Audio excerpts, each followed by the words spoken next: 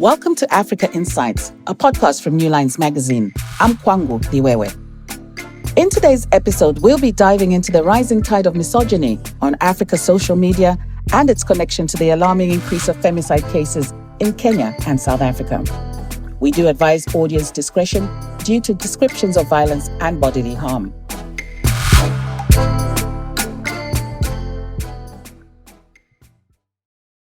A recent brutal murder of a young Kenyan woman whose dismembered body was found at a short-term rental apartment in Kenya's capital, Nairobi, has sparked a public outcry. But it also uncovered disturbing misogyny on Kenya's social media platforms.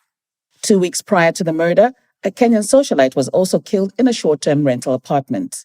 And yet a barrage of online comments have continued to blame the women for their own deaths. The manosphere, which is a diverse online space that has been promoting masculinity, misogyny, and anti-feminism in the United States and Europe, is now rapidly growing in Africa, particularly Kenya and South Africa, where gender-based violence is alarming. I spoke to Caroline Kimeu, the Guardian's East Africa Global Development correspondent based in Nairobi. Caroline has written widely about feminism, misogyny, and gender-based violence in Kenya.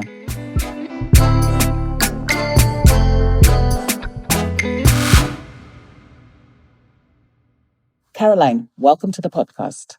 Thank you very much for having me. Caroline, you've recently written about misogyny and manosphere in Kenya. Just walk me through how you became aware of it and decided to write about it. So I was actually working on a completely different story with a source. Then I came across some research that they had done suggesting that networks of online men's communities, which they called the manosphere, that promoted sexist and misogynistic views were essentially having impact on the public views, public discourse around women that they said were being overlooked or at least significantly underestimated. So they shared the research file with me, and then, that's kind of where, I saw their mapping suggested that the impacts were confirmed by big data analytics, and that essentially it was driving hateful sentiment and backlash towards women.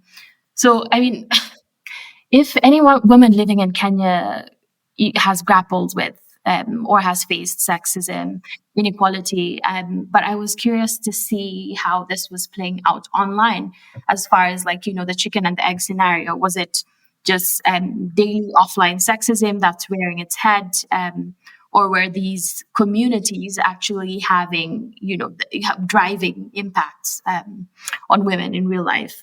So that's when kind of I went down the rabbit hole of, sites and pages that, I found carried really just overwhelmingly negative messaging around women.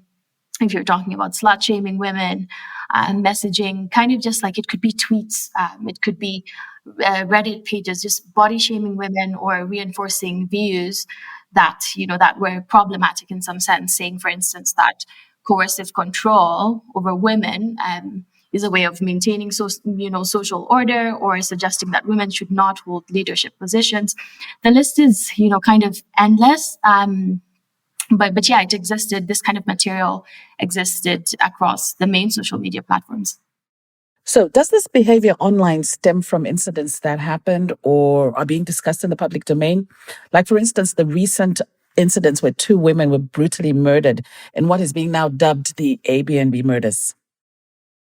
My goodness, that was something else, because part of, and there was like a whole BBC piece on it that, that shed some light on the issue of like the online misogyny is where we could see women are literally dying. People, which led to, kind of uproar and women kind of calling out for this to stop. And then on the other hand, you would naturally expect that there would be, forget that you would naturally expect anything. But on the other hand, there was backlash now coming from men who, men or, people who just generally held the views that women should do more to secure their safety, or, women should not have been in those situations. Or it also became a question of like, how safe are Airbnbs or short-term rentals where these women were. It was really quite diversionary, and that was part of the issue that played out. It becoming a talk about prostitution, where the women that were killed essentially selling sex. But women's rights groups that I spoke with were against those narratives, and essentially just saying that it's problematic to kind of give this any public endorsement of sorts, but to see that playing out online. And this was a perfect example of where you could see the impact of these online communities existing, which have continued to put troubling messaging out there. The fact of the matter is, it was very apparent in terms of how the conversations went in the wake of these women's deaths. And it was, we've seen it in the media covered as well. The women's groups have called it out. But yeah, that's the reality of how it played out in this recent episode. Caroline, you've been writing about misogyny, manosphere, femicide, but what are the challenges and obstacles that you face, particularly as a journalist and as a female? It's, there's a whole host of challenges. I'm not going to lie. So even when I decided to do the story on the manosphere, I think I had severely underestimated how much it would involve. Like, essentially, when I got into it, it was more that, I came across some research. It was very interesting. It was suggesting all the things that I mentioned previously, and I decided to look into it. But then, I had sources literally drop out because they were fearful of, any piece that would potentially name someone in the manosphere, influence, kind of area, because essentially there is a lot of backlash, and it's very personal attacks. Sometimes, you can find people inundated with like death threats, rape threats, and we see it play out, repeatedly. We see one woman hang out to dry because of XYZ reason. So covering these issues as a journalist, I learned, it does come, it's not easy. And I think we need to think more within the journalist spaces about how women can do such kind of coverage safely, because not only did sources drop out and like the fear was palpable, but also, there are fundamental differences in terms of how this should be covered, because, you're seeing you're seeing the reporter who's asking you for comment, facing backlash in live time. It's not very encouraging for people who want to speak out, but at the same time, it's very difficult to do a story on its impact, the manosphere's impacts on women, where only men are willing to speak. Like you might have seen with my piece, it had predominantly male voices. So these are some of the things that I struggled with. How do you balance the need for exposing harmful ideologies with the potential risks of just amplifying them through media coverage? Honestly, I'm not sure that there's a perfect balance to be found. For me, it was ultimately very tricky, and it was an area of a bit of discomfort and discontent with the sources themselves, because you're finding people in the space of the research who are saying, literally, we know the modus operandi of these networks is to attack those that bring this issue up, and it's very personalized attacks, just like I said. So there was those concerns, not only for themselves but for me. So I had to also think about the safety of the women that I would be involving in the story, but at the same time, I think two things can be true at the same time, that providing the coverage can amplify them to some point. But I also think that not doing so allows it to become even more, insidious, because people wouldn't be able to necessarily make that link between how these kind of spaces manifest offline. Toxic masculinity has been linked to violence against women in certain studies. And, now just being able to see that conversation even starting to simmer to the surface has been very not only rewarding for me as a journalist, but I think, that is, the unfortunate thing is that there does have to be some compromise, because not addressing something won't make it disappear. So I did agree with the rights groups who say that we've got to, address and tackle this issue head on. But I also could understand the other perspective of not wanting to amplify these views. So in Kenya, do these attacks on social media translate to actual physical harm on the ground? I mean, femicide is undoubtedly a huge problem in the country.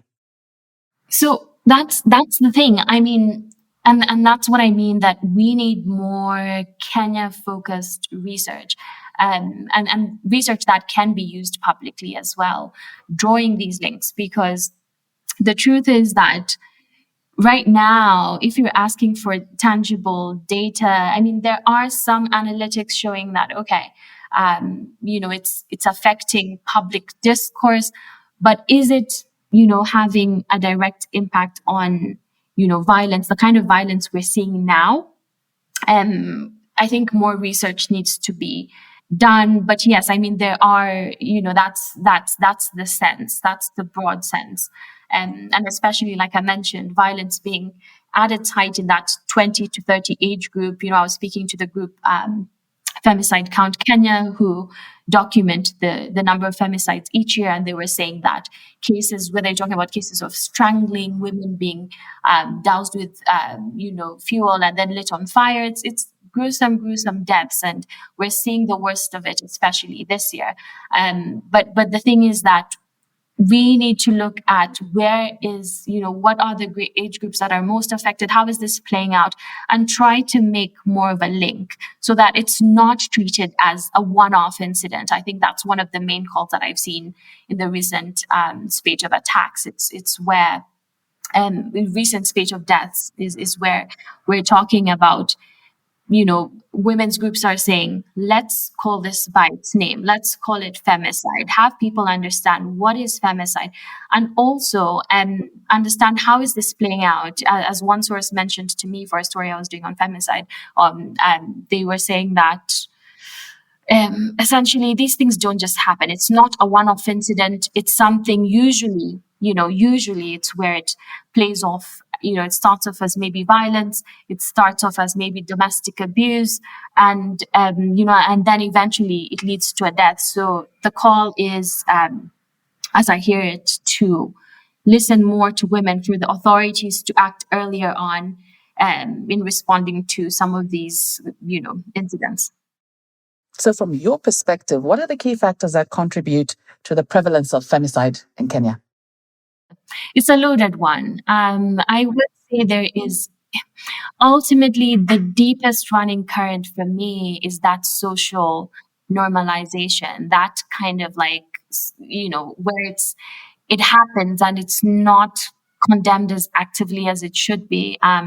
Where people say, that's a private matter, and why should we get involved? Or it's not seen as the abuse that it is. And with systemic issues, it's just like with race and other ways of oppression, so to speak. They have to be seen as systemic issues. They've got to be seen within the broader picture of like, this is not just one incident. Why do we have this reoccur every single time? Is it, as well, it doesn't help that, many times there isn't accountability for violence, gender-based violence, in terms of the implementation. And you have people, including authorities, sometimes not taking it as seriously as it should be. So that's why the deepest running issue is the social normalization and the social consent for this to happen. And that's why, again, these online spaces that feed into that need to be looked at a little bit more closely. Caroline, thank you for your insights. Thank you very much, Kwangu.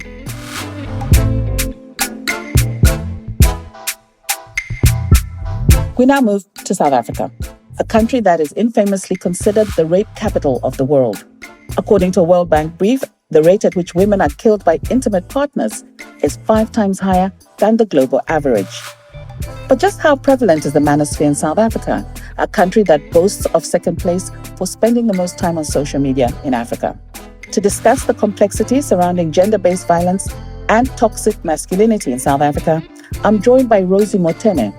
Rosie is a South African author and feminist who identifies as a Pan-African queer.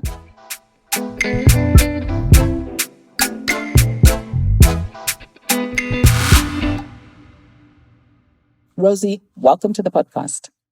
It's only my pleasure. Thank you for the invite. Rosie, let's start with you providing an overview of how toxic masculinity manifests itself in South Africa. What is its connection to gender-based violence? Well, I think before we even look at gender-based violence, if you look at our history in terms of how women have been seen, how women haven't been seen, if you look at our history in terms of apartheid and the discrimination against people because of their race and because of their sex. So with the toxic masculinity, which is always protected by policies, it's been protected by our judicial system, it has been ingrained in our society. We know that rape culture is pushed through the misogyny and is pushed through patriarchal ideologies. And so automatically, that then falls into the victim blaming. That then falls into when gender-based violence does happen on women or queer folk or gender non-conforming folk, there's always that biased attitude towards the perpetrator and protecting the perpetrator and blaming the victim. Now, you've just mentioned South Africa's history of apartheid, which was systematic racism, but it's also a country that is still dealing with inequality and poverty. How does this contribute to the high rate of GBV in the country? So with the inequalities, with living conditions, with the inequalities of having adequate healthcare, medical healthcare in our societies, that also just adds to it. So from one stream, if you look from the queer point of view, the level of violence that the queer community have to go through, for instance, transgendered people. So the verbal violence and the verbal discrimination that they get with just trying to get treatment at our public hospitals. Then if you just move into to women or other gay women, lesbian and bisexual or queer women in getting adequate medical system, that's just another way of which they're also violated within our healthcare areas. Then if you look from a judicial point of view on how society sees and has coined what victims are supposed to look like. And so we've seen the high rate of murders within the Black queer community, particularly within the Black lesbian community, and why the rates of and why cases haven't been opened, and why those are dropping quite a lot. Reason being, one of the reasons is that many people don't want to go report the crimes because of the secondary victimization that they will get at the police stations. And so all of these different factors, depending on who you are on the so-called social totem pole, if you don't have access to the adequate legal system, which costs an absolute fortune, to litigate in this country costs an absolute fortune, to get the medical health care, to get the psychosocial support, psychology, decent psychology, if you want to go see a psychologist, if you don't have medical aid, it's starting between 1,500 and 3,000 Rand per session. Now, if you're a low income earner, there's no way that you can even begin to afford that type of treatment and that type of support. And then looking at how the judicial system will then favor and support and protect the perpetrators and even the enablers of the perpetrators. When we look at manosphere in South Africa, both online and offline, what does that space entail in the country? Okay, well, just like all forms of misogyny, it's incredibly toxic. It's violent. It is incredibly abusive. And so we've seen the rise of particularly this toxic masculinity online because younger and older feminists are even speaking up even more, and they're not backing down. So when you listen and you go into these misogynistic podcasts or interviews or online discussions, one of their talking points is that feminism isn't how it used to be. And the feminists today have moved away from feminist principles. Now, the fact that feminists from that are operating in 2024 should be very different to the ones that were operating in the 1970s. Number one, because our demands and our living environments have obviously changed, but also we've also shaken the boat because now they don't have that 100% control like that they used to. So now people are being named, people are being believed, court cases are being opened, although we don't get as much justice at the court system, but people are then getting to the point where their pain is being heard. They're given those platforms. And now also because of social media, we have the receipts. So in order to try and tame the voices, they will then use and step into those spaces where they feel comfortable, where they can use their verbal abuse. They have proximity to power. So whether it is hiring people to start new groups, they also know that they're protected in certain social media platforms. 2 years ago, I was verbally attacked online. Via my Twitter, via my Instagram, via my Facebook. And I found it very interesting that the harshest attacks came through Instagram. And when I reported them, I was told that it wasn't a violation of the community standards. Now, some of these attacks stated you should be raped and murdered. We're going to come and we're going to rape and we murder you. So I don't know how that is not a violation of a community standard. Whereas on Twitter, it is a different story. People will be blocked. Their accounts will be taken down. So that they know within these misogynistic and toxic spaces, they know where to push the boundaries, they know where they're protected, and they know how to protect themselves and get around the law. For instance, 2 years ago, an alleged perpetrator, and there were multiple allegations against this person, then went on to created a fake WhatsApp message stating that the person who accused him of these atrocious crimes had lied. When it all came out, obviously, mud was on his face. But in the interim of that, one of our largest selling newspapers printed this so-called WhatsApp message. And, in order to get a retraction and a small apology, which I think was at the back of the newspaper 2 weeks later, it had already gone out to millions and millions of viewers and listeners with this girl's telephone number. So in terms of where it is at the moment, it's incredibly dangerous because of their proximity to power, because they know how to get around the justice system. They know how to infiltrate us and not really infiltrate us, but to try and tap into our resources, knowing that we don't operate off high budgets or high finances. Do you have any other examples that show the prevalence of manosphere in the digital space in South Africa? I mentioned it before of them knowing that they can get away with saying whatever, get away with lying. They can host spaces where the most horrific and vulgar language is used against people,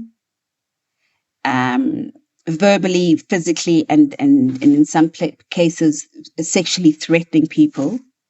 And yet they are then celebrated through awards. They're celebrated by corporates. And then aligning themselves with reputable other individuals within industries such as government, the medical fraternity, marketing, celebrity. And so not being held accountable for what their actions are or what they state on within the digital space. Let's look at the law in South Africa. Where does hate speech fall in regards to all of this abuse we're seeing? Our constitution is great on paper, but when it comes to actually implementing justice and getting justice, it's a very, very narrow road. It's very, very difficult. It's incredibly expensive. And so on paper, it looks great.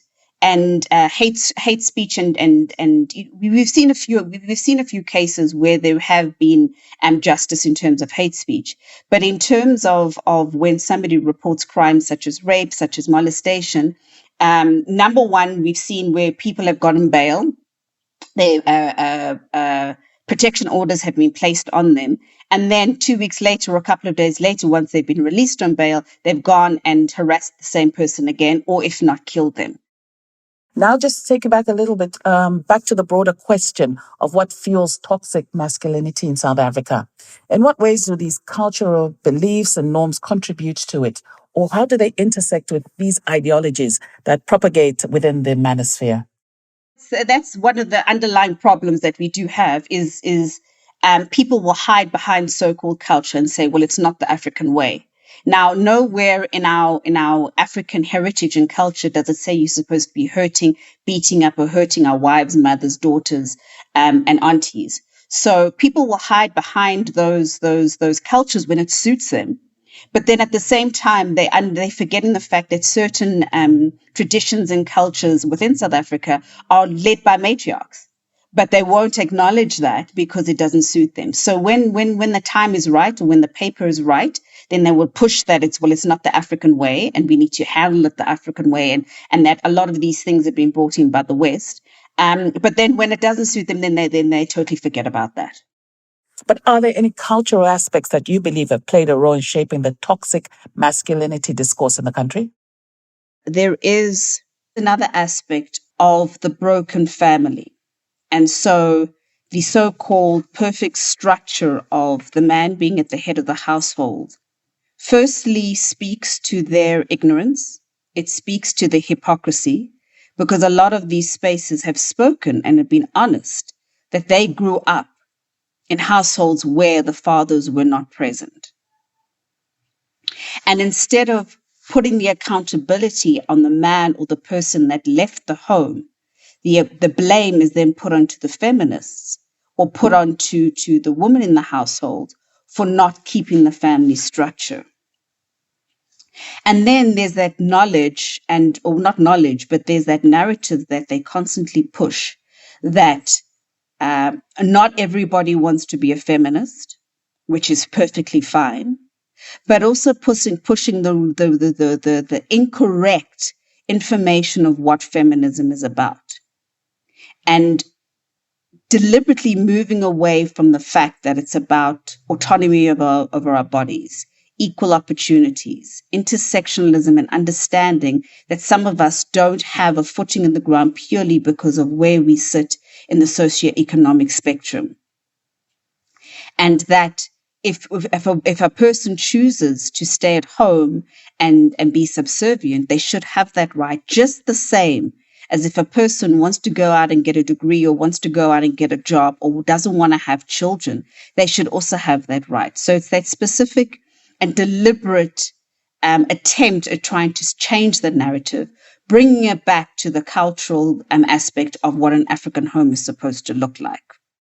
Now, when we look at South Africa as the rainbow nation, it's made up of different races. But is it right to say that the gender-based violence largely affects the Black community? I mean, they are the majority in the country. So in essence, is this really a Black problem? I wouldn't say it's the Black people that affects the most. It's we do have a lot more, obviously a higher percentage of Black people living in South Africa, also living below the poverty line. So the physical abuse and the level of abuse within poorer communities is very different to the level of abuse that will happen behind the high-rise walls in the affluent areas. So we've got the emotional abuse, we've got the financial abuse. If you're slightly educated, you will know that if you're going to be beating up your wife, a lot of perpetrators will then opt to do it in a way where it is not visible. And then obviously focusing on the emotional, the psychological, and the financial abuse. So I wouldn't be able to say that it's predominantly Black, but it might be because there are high numbers of Black people living in South Africa. But I would definitely say that it is definitely across the board, but there are different strains, there are different levels that abuse is happening that we don't see. And remember, with your close proximity to power and money, you can hide a lot more, you can cover a lot more, you have connections to judges, to magistrates, courts, and so forth, so cases don't even happen. So even looking at our stats in South Africa, working within the activism space for the last 20 years, we know for a fact that our stats are way off because it's based on crimes that are actually open.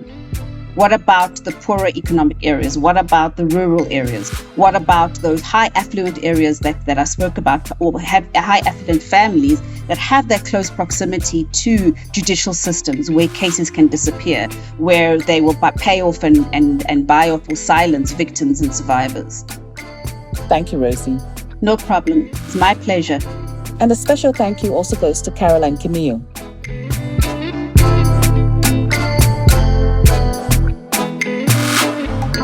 This week's podcast was produced by Patrick Hagan and hosted by me, Kwangu Liwewe.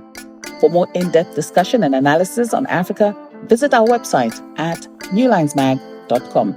Thanks for listening in.